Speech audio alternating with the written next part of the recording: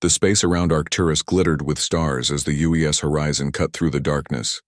Captain Frank Miller stood on the bridge, hands clasped behind his back. After 6 months in deep space, they had finally reached their destination. Humanity's first mission beyond the solar system was nearly complete. "Captain, I'm picking up something strange," said Olivia Wright, the communications specialist. Her fingers moved quickly across her screen. "It's not natural space noise. There's a pattern." Miller walked to her station and looked over her shoulder. "Can you clean it up?" "Working on it, sir." Olivia adjusted some settings, and the static slowly formed into something more coherent. "It's definitely artificial. I think it's a transmission." Debut. Bridge fell silent. First contact. The moment humanity had both hoped for and feared since they began looking at the stars. "Put it through," Miller ordered. The sounds that filled the bridge were like nothing they had ever heard before. It wasn't language as they understood it, but it had structure, rhythm, intent. Lieutenant Greg Peters at the sensor station suddenly called out, "Captain, multiple objects appearing at the edge of our scanner range. They're big, sir, really big." Miller returned to the center of the bridge. On screen. The main display flickered, then showed what appeared to be a fleet of massive ships, each one dwarfing the horizon. Their design was alien, all smooth curves and strange angles that seemed to bend in ways that shouldn't be possible. "Are they approaching?" Miller asked. "Yes, sir. Estimated time to intercept is 47 minutes. Miller pressed the ship-wide communication button. "All hands to battle stations. This is not a drill. I repeat, all hands to battle stations." He turned to his second-in-command. "Send an emergency transmission to Earth. Include all our data on the alien fleet." "Yes, sir," Commander Ryan Foster replied, his voice steady despite the tension. The next hour passed in tense preparation. The alien fleet continued its approach but made no aggressive moves. Then Olivia called out again, "Captain, I think I've partially decoded their transmission. It's a challenge." "A challenge?" Miller repeated. "Yes, sir. From what I can tell, they're saying they want to test us, to see if we're worthy." Before Miller could ask more questions, Peters shouted, "Energy spike from the lead vessel. Something's launching." They all watched as a massive object separated from the largest alien ship. At first, it appeared to be just another vessel, but as it moved closer, they could see it was something else entirely. "What is that thing?" Foster whispered.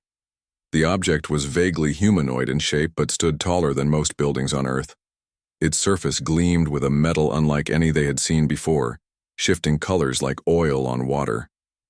It moved with purpose, heading straight for the horizon. "Evasive maneuvers," Miller ordered. But it was too late. The giant machine moved with impossible speed for something its size.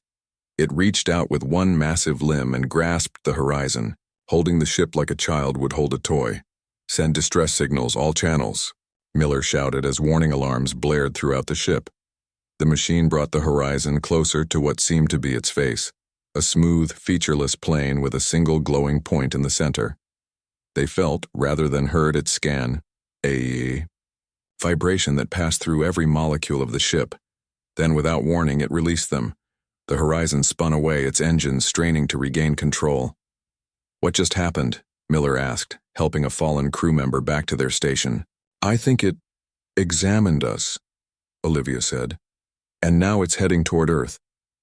The machine, the beast, as they would later call it, accelerated at speeds that should have been impossible for something so massive. The alien fleet remained where it was, watching. "We need to warn Earth," Miller said grimly, "and we need to follow that thing." The message reached Earth 3 days before the beast arrived. Admiral Henry Powell of Earth's United Defense Force received it while at the headquarters in the Rocky Mountains. "Play it again," Powell told his aide after watching the transmission from the horizon. The holographic display showed Captain Miller's grim face. "Admiral, we've made contact with an alien species near Arcturus. They've launched what appears to be a weapon or war machine toward Earth. We're calling it the Beast. It's unlike anything we've ever seen, about 300 feet tall, humanoid, with technology far beyond ours. It examined our ship, then set course for Earth. The aliens sent a message indicating this is some kind of test. I believe they want to see if we can defend ourselves against this machine. We're following at maximum speed, but it's faster than us. Estimated arrival in Earth space 3 days, God help us all. Powell immediately called an emergency session of the Defense Council. Within hours, Earth's orbital defense grid was on full alert, and every available military vessel was positioned to intercept the beast. Dr. Samantha Carter, the leading scientist on alien technology theory, was brought in to analyze the limited data from the horizon. From what I can tell, she explained to the gathered military leaders, this machine seems to be both mechanical and biological. It's learning as it encounters new situations. And its armor. She shook her head in disbelief. The readings suggest it could withstand our strongest weapons. There must be something we can do, Powell insisted. There might be, Dr. Carter said hesitantly. The energy readings show fluctuations here and here. She pointed to specific areas on the holographic model. These could be sensory inputs or vulnerable points, but someone would need to get very close to confirm. How close? Powell asked. Physical contact close, she replied grimly. When the beast arrived, Earth's defenses were waiting. The largest fleet ever assembled filled Earth's orbit. Ships from every nation united against the common threat. The first attack came from long range, missiles, energy weapons, everything humanity had. The explosions around the beast were blinding, and for a moment there was hope. Then the smoke cleared. The beast continued forward completely unharmed. It reached the first line of defense ships and tore through them like paper. Metal shrieked as vessels were ripped apart. Emergency beacons lit up the darkness of space like a swarm of fireflies. Second wave. Engage, Powell ordered from the command center, watching the disaster unfold on the monitors. The second wave of ships moved in, trying different tactics, different weapons. The results were the same. The beast seemed unstoppable. As it approached Earth's atmosphere, Powell made a difficult decision. We need volunteers, he announced to his officers. Someone who can get close to that thing and find a weakness. Dr. Carter thinks there might be vulnerable points, but we need someone on the ground. What Powell didn't know was that the perfect volunteer was already preparing himself for the mission. Staff Sergeant Nathan Cole of the Marine Special Forces had watched the battle from his station on the lunar base. And he knew something that very few others did. Something about himself that might just make the impossible mission possible. Staff Sergeant Nathan Cole watched the screens in the lunar base with growing concern. The beast had torn through Earth's orbital defenses like they were nothing. Ships that had taken years to build were destroyed in seconds. And now the massive machine was entering Earth's atmosphere, heading for the North American continent. This is bad, whispered Sergeant Kyle Johnson beside him. Really bad. Cole nodded but said nothing. His mind was racing, calculating possibilities. He had joined the Marines 10 years ago, hiding his unusual background. Born and raised on Newton Colony, a mining settlement with gravity nearly twice that of Earth, his body had developed differently. His bones were denser, his muscles stronger. On Earth, he had to be careful not to reveal his true strength.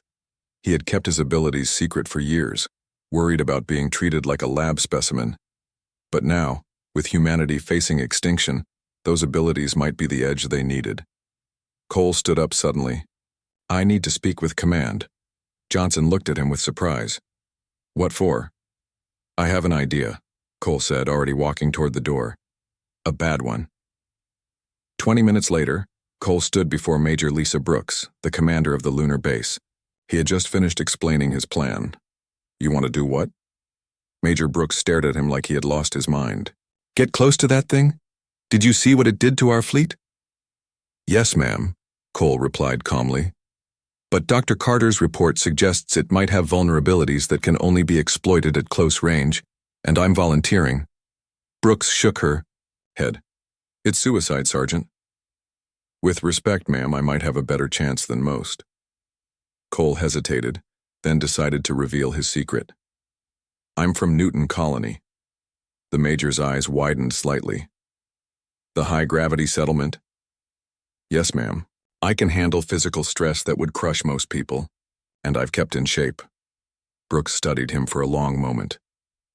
Even so, the force of that thing's attacks, an alarm cut her off. One of the communications officers called out, "The beast has broken through the atmospheric defenses. It's landed in the western United States."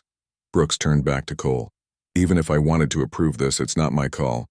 This would have to go straight to Admiral Powell." "Then let me speak with him," Cole insisted. "Every minute we wait, that thing destroys more of our world." Brooks hesitated, then nodded. "Follow me." The communication with Earth headquarters was brief and to the point. Cole explained his background and his plan. Admiral Powell, looking exhausted and desperate, asked a few questions about Newton Colony and Cole's physical capabilities. "It's still a long shot," Powell said finally. "But we're running out of options. How soon can you get to Earth?" "The next shuttle leaves in 30 minutes, Brooks answered. "Get him on it," Powell ordered. "I'll have a team ready to meet him. Dr. Carter will brief him personally." 6 hours later, Cole's shuttle landed at what remained of Peterson Space Force Base in Colorado. Most of the buildings were intact, but there was a tense, desperate energy to the place. Everyone moved quickly, with purpose. A woman in a lab coat approached as Cole disembarked. "Sergeant Cole?" "I'm Dr. Samantha Carter." Cole shook her hand. "Your report is what gave me the idea, Doctor." "Let's walk and talk," she said, leading him toward a bunker. "The beast is currently moving through Utah, heading east. Based on its path, we believe it's making its way here, to the defense headquarters in the Rockies. How much time do we have?" At its current pace, about 30 hours. Inside the bunker, a team was already assembling. Cole was introduced to Corporal Eric Daniels, a demolitions expert, and Private Zoe Martinez, a communications specialist. "This is your team," Dr. Carter explained. "Small and mobile. Your mission is to get close enough to place these devices on specific points of the beast's body." She showed him what looked like small metal discs. "They're experimental EMP generators, designed to disrupt its systems." Cole picked one up. It was lighter than it looked. "You think these will stop it?" "Honestly, I don't know," Carter admitted. "But they're our best shot. The beast seems to have some kind of energy field that prevents our weapons from damaging it. These EMPs might disrupt that field long enough for our heavy weapons to do some damage." Tall man in a general's uniform entered the room. "I'm General William Harris. I'll be overseeing this operation." He looked at the small team. "I know this is asking a lot of you. This mission is dangerous, possibly suicidal. If anyone wants to back out, now's the time." No one moved. "Good." Harris nodded. "You leave in 1 hour. We'll drop you ahead of the beast path. You'll need to find a way to get close when it passes." After the briefing, Cole went to prepare his gear. He selected lightweight body armor. He would need mobility more than protection, and a standard-issue sidearm, though. He doubted it would be useful against the beast. Martinez approached him as he was checking his equipment. "So, Newton Colony, huh? I've heard stories about you high-gravity folks." Cole smiled slightly. "Most of them exaggerated. They say you can bend steel with your bare hands." "Only on my good days," Cole joked, though it wasn't far from the truth. Daniels joined them, carrying a bag of explosives. "Don't suppose super strength is going to help against that thing out there. It tore apart battleships." "We'll see," Cole replied more confidently than he felt. "Every machine has a weakness." An officer called for them. It was time to go. The helicopter flew low over the landscape, keeping to valleys and canyons to avoid detection. Below them, the land showed signs of the beast's passage: flattened buildings, scorched earth, and abandoned vehicles scattered like toys. 2 minutes to drop point, the pilot announced. Cole checked his gear one last time.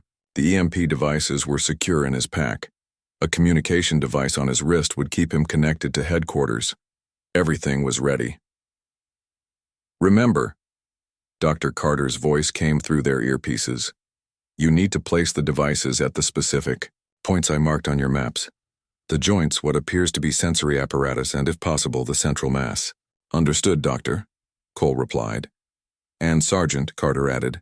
Whatever happens, thank you. All of you. The helicopter descended into a small clearing. As the team jumped out, the pilot called after them.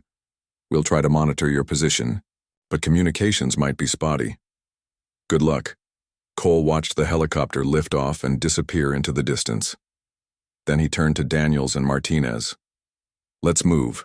We need to find a good observation point before the beast arrives. As they set off toward a nearby ridge, Cole felt a strange calmness settle over him. For years he had hidden what he was, pretended to be just another soldier. Now finally, his difference might be what saved humanity. The fate of Earth rested on their mission.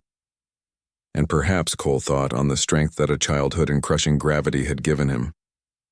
The morning sun cast long shadows as Cole, Daniels, and Martinez crouched on a rocky ridge. Below them stretched what remained of a small town. Buildings were crushed, roads torn up, and abandoned cars scattered like fallen leaves. In the distance, a massive dust cloud marked the beast's approach. It's moving faster than we expected, Martinez said, checking the data on her tablet. At this rate, it'll be here in about 3 hours. Cole studied the landscape through binoculars. We need to find a good position, somewhere it might pause or slow down. Look there. Daniels pointed to a narrow pass between 2 hills. It'll have to squeeze through that area. Might slow it down, even just a little. Cole nodded. Good eye. Let's move. They made their way down the ridge and across the destroyed town. The silence was eerie. No birds, no insects, no people. Everyone had fled or worse.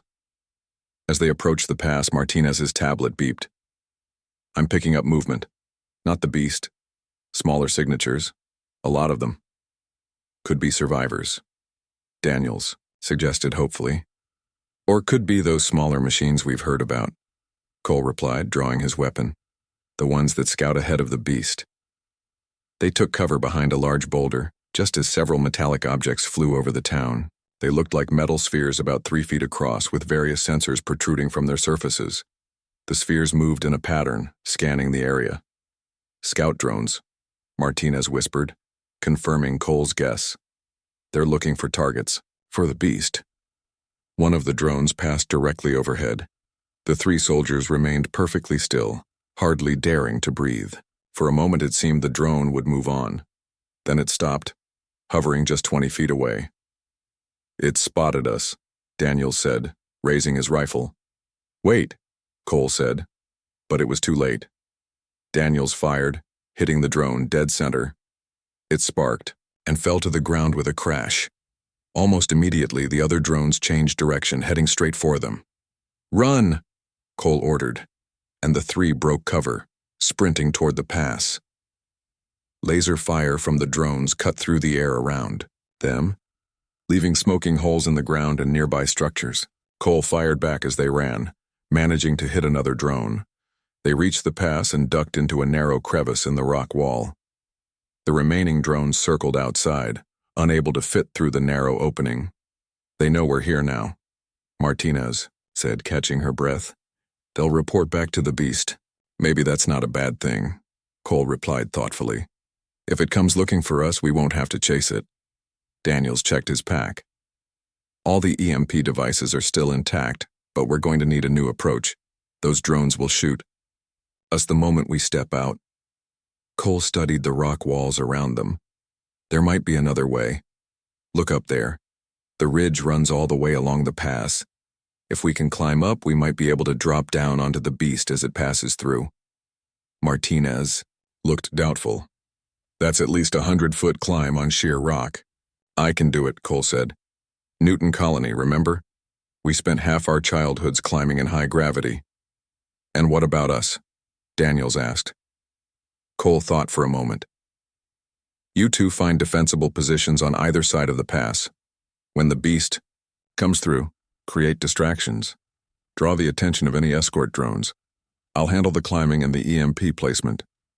It took them an hour to work out the details and get into position. Martinez found a small cave on the western side of the pass, while Daniel set up on the eastern side with some of his explosives. Cole began his climb up the sheer rock face, moving with a strength and agility that surprised even him. By the Time he reached the top, the ground was starting to shake. The beast was close. "It's coming." Martinez's voice crackled through the communication device on Cole's wrist. "And it's not alone. I count at least 30 scout drones." "Get ready," Cole replied, moving to a position directly above the narrowest part of the pass. "Wait for my signal." The shaking grew stronger. Rocks tumbled down the sides of the pass. Then the beast came into view. Even from his elevated position, Cole was awed by its size. It towered above the surrounding hills, its metallic surface shifting, colors in the sunlight. It moved with an unnatural smoothness, as if it weighed nothing despite its enormous bulk. The beast paused at the entrance to the pass, seeming to consider the narrow space. The scout drones swarmed around it like bees around a hive. "Now," Cole ordered into his communicator. Explosions rocked the eastern side of the pass as Daniels detonated his charges. At the same time, Martinez opened fire from her position, targeting the scout drones. The distractions worked. The drones swarmed toward the threats, and the beast turned its featureless face in that direction. Cole seized his chance. He leaped from the ridge, a jump that would have been suicidal for anyone not from a high-gravity world. He landed on the beast's massive shoulder with a thud, his enhanced bones and muscles absorbing an impact that would have shattered an ordinary human. The metal beneath his feet was strange, not quite solid, not quite liquid. It seemed to pulse with energy. Cole didn't waste time wondering about it. He pulled out the first EMP device and pressed it against what appeared to be a joint in the beast's armor, activating it with a twist. The device lit up, indicating it was armed. Cole quickly moved to place the second device, climbing down toward what Dr. Carter had identified as a potential sensory node. Suddenly, the beast stopped moving. A low hum filled the air, and Cole felt a vibration pass through the machine's entire frame. It knew he was there. "Cole, behind you," Martinez's voice shouted through his communicator. Cole turned just in time to see a section of the beast's armor shift and form into a smaller version of the scout drones. The newly created drone launched itself at him. Cole dodged, nearly losing his grip on the beast's smooth surface. He grabbed the drone as it passed, crushing it with his enhanced strength. But more were forming, emerging from the beast's body like wasps from a nest. "Daniels, I need covering fire," Cole called, placing the second EMP device and activating it. Rifle fire erupted from Daniels' position, drawing the attention of some of the drones.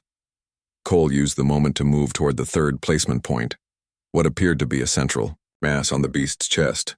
As he climbed, Cole suddenly noticed something odd. The beast was moving differently, almost hesitantly, and where the EMP devices had been placed, the strange metal seemed duller, less fluid. "The EMPs are working," he reported, not stopping it but affecting it somehow. Then disaster struck. A massive explosion rocked the pass as one of the scout drones discovered Daniel's position and detonated itself. The rock face collapsed, burying the corporal under tons of stone. "Daniels!" Martinez screamed over the comm. Cole had no time to mourn. He was nearly at the central mass with 2 EMP devices left. If he could place them both there, they might have a chance. The beast's chest plate began to shift, trying to prevent his approach. Cole dug his fingers into the moving metal, forcing his way forward with his superhuman strength.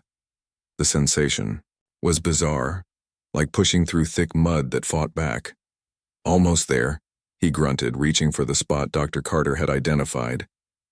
Cole pushed forward, his fingers digging into the strange metal of the beast. The surface rippled and shifted beneath his hands, trying to reject him like a body fighting off a virus.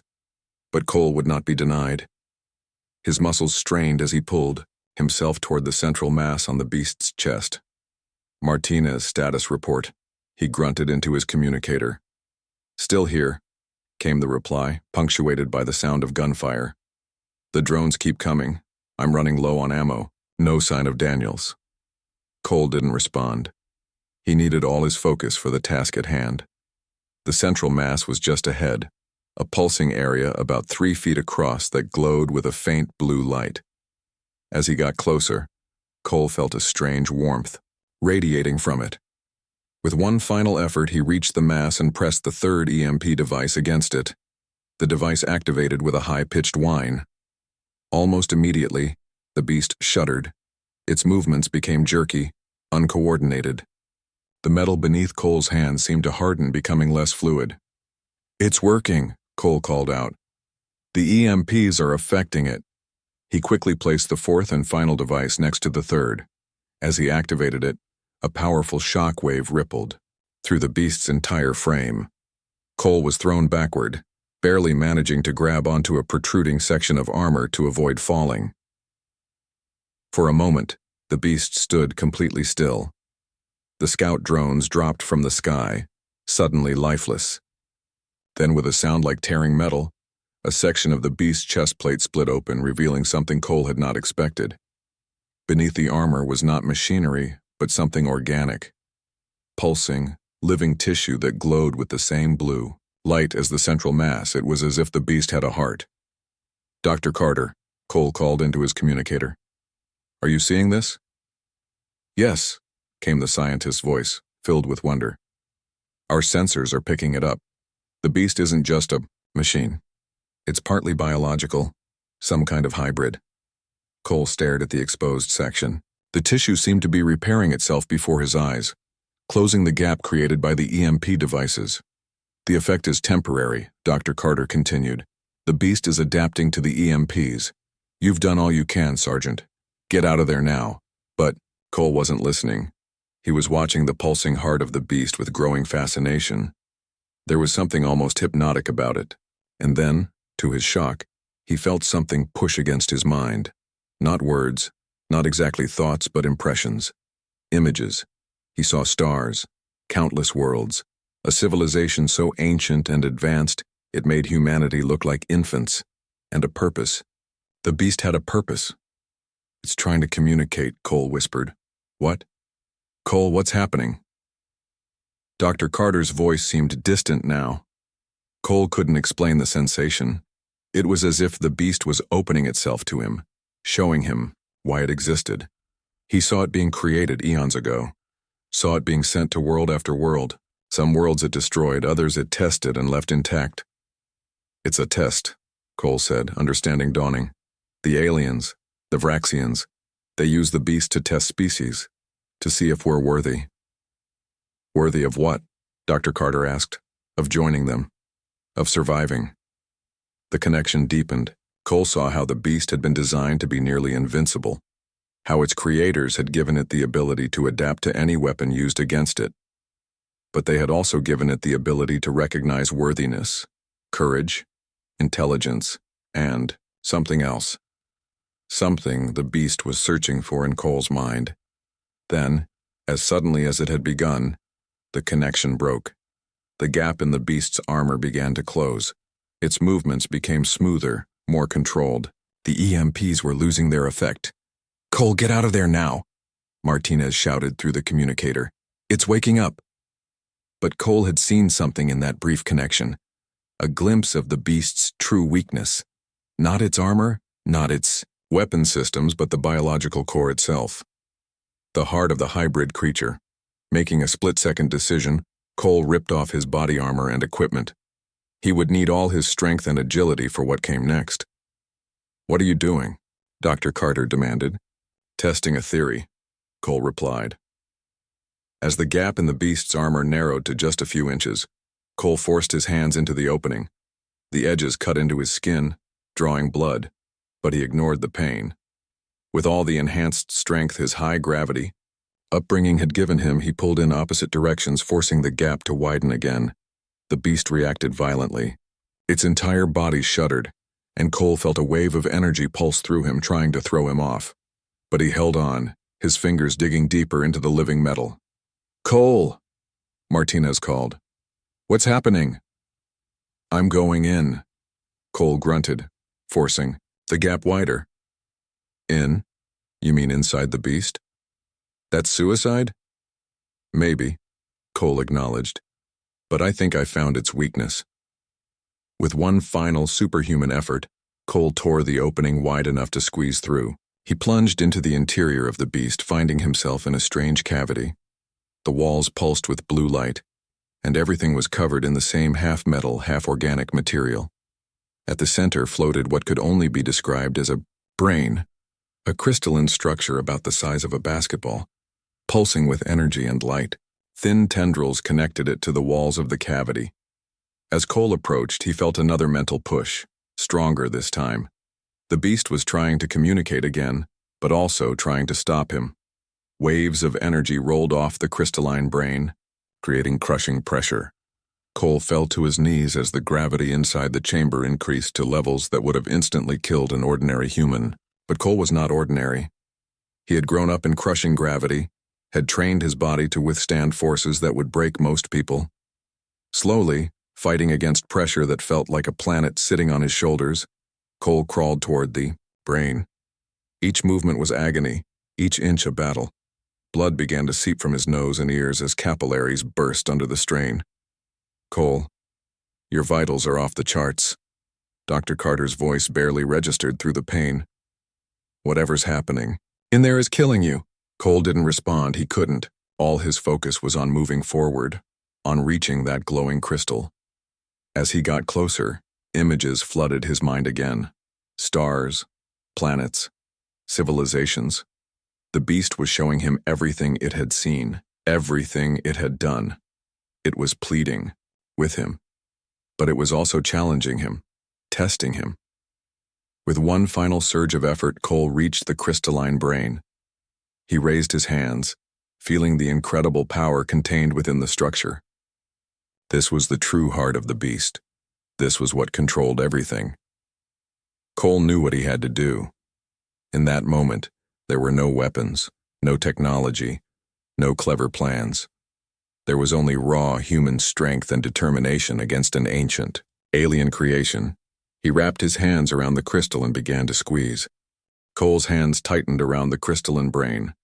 Pain shot through every nerve in his body as the beast fought back. The pressure in the chamber increased even more, threatening to crush him completely. But Cole held on, his fingers digging into the strange material. The crystal began to crack. Tiny lines appeared across its surface, spreading like a spider web. With each crack, the pressure eased slightly, as if the beast was losing its grip on its own power. Images flooded Cole's mind, faster now, jumbled, chaotic. He saw worlds burning, civilizations falling. He saw others rising, growing, joining some vast community among the stars.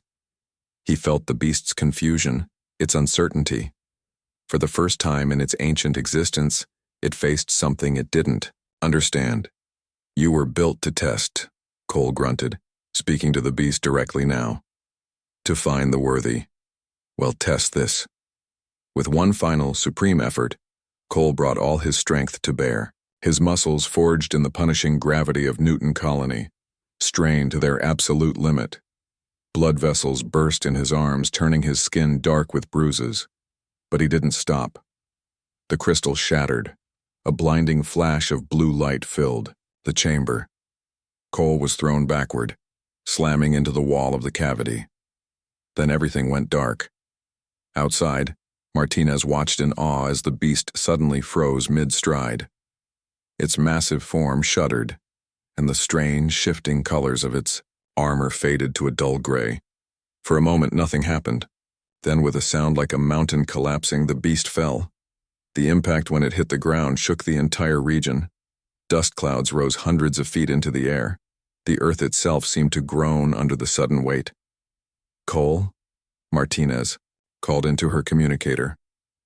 "Cole, do you copy?" Nothing but static answered her. Miles away in the defense headquarters, Dr. Carter and Admiral Powell watched the readings on their screens with disbelief. "It's down," Carter whispered. "The beast is down." "What about Sergeant Cole?" Powell asked. Carter shook her head, staring at the medical readings from Cole's suit. His last vital signs were, "I've never seen readings like that. No human should be able to survive that kind of physical stress." Powell closed his eyes briefly. "He gave his life to save us all." "Sir," one of the technicians called out, "we're receiving a transmission from the alien fleet." All eyes turned to the main screen. The image that appeared showed a being unlike anything they had ever seen. vaguely humanoid but with iridescent skin and eyes that seemed to contain galaxies. "People of Earth," the alien spoke, its words translated by the computer. "You have passed the trial of the beast. In 7,000 years, only 3 other species have succeeded. You are worthy." 3 days later, Martinez stood at the edge of the massive crater where the beast had fallen. Search teams had been working around the clock but had found no sign of Cole.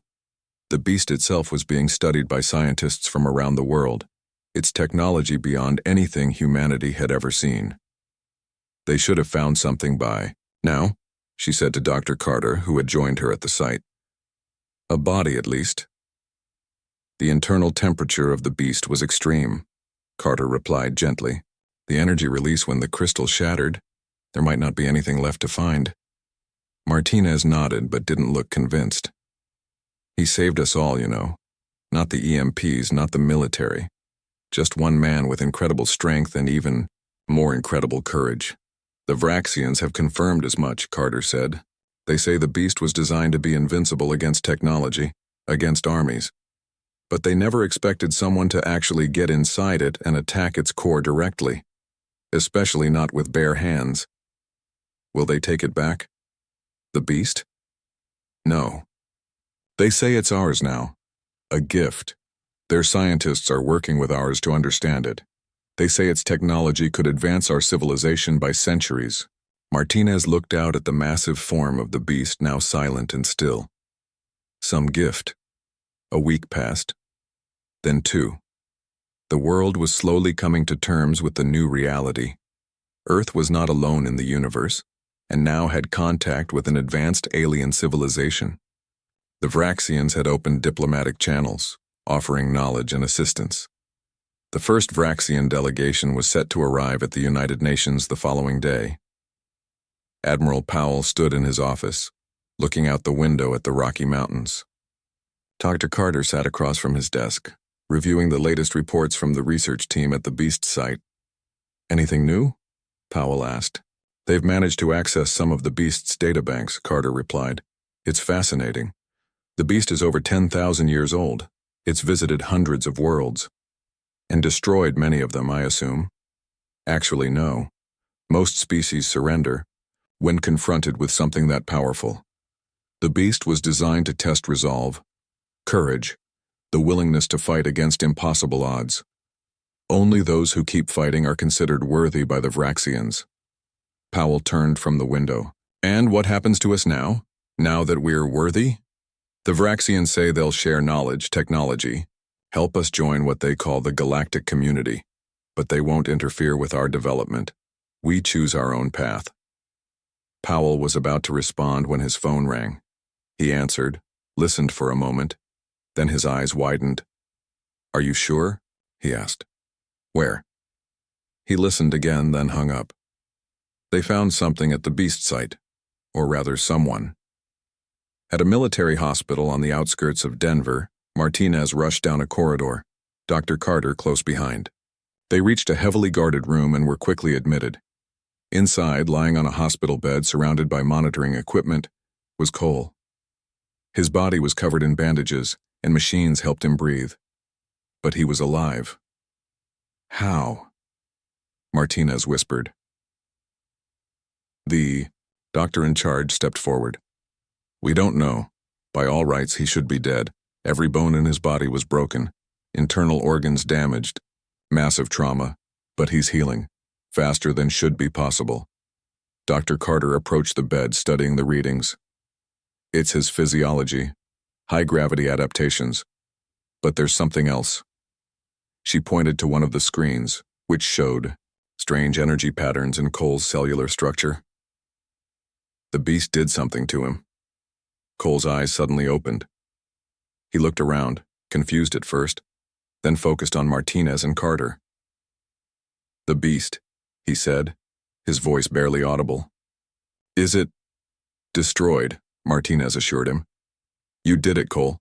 You saved everyone." Cole shook his head slightly. "Not destroyed. Changed." Dr. Carter leaned closer. "What do you mean?" "It showed me everything. Its purpose. Its history. Cole's voice grew stronger. The Vraxians created it to find others like them, species with the potential to grow, to join them. But over time, the beast became rigid. It judged too harshly, destroyed worlds that might have been worthy. And now? Powell asked, having entered the room quietly. Now it has a new understanding, Cole said. When I connected with it, it learned from me, from humanity. It's evolving. As if confirming his words, one of the doctors monitoring the beast site called Dr. Carter's phone. She answered, listened, then looked at Cole with amazement. The beast is showing signs of activity, she said. Not movement, but energy patterns. And they match. She looked at the readings from Cole's body. They match yours. Cole nodded weakly. We're connected now. The beast and I. I can feel it even now. Martinez looked worried. Is that a good thing? Cole managed a small smile. I think so. It's learning what it means to be human, and I'm learning what it means to be something more. Outside the hospital window, the stars shone brightly in the night sky. Somewhere up there, the Vraxian fleet waited for humanity's next move. And in a crater miles away, the beast, once built to destroy armies but shattered by human hands, began to rebuild itself, not as a weapon, but as something new, something that understood both machine, logic, and human heart, something worthy of the stars.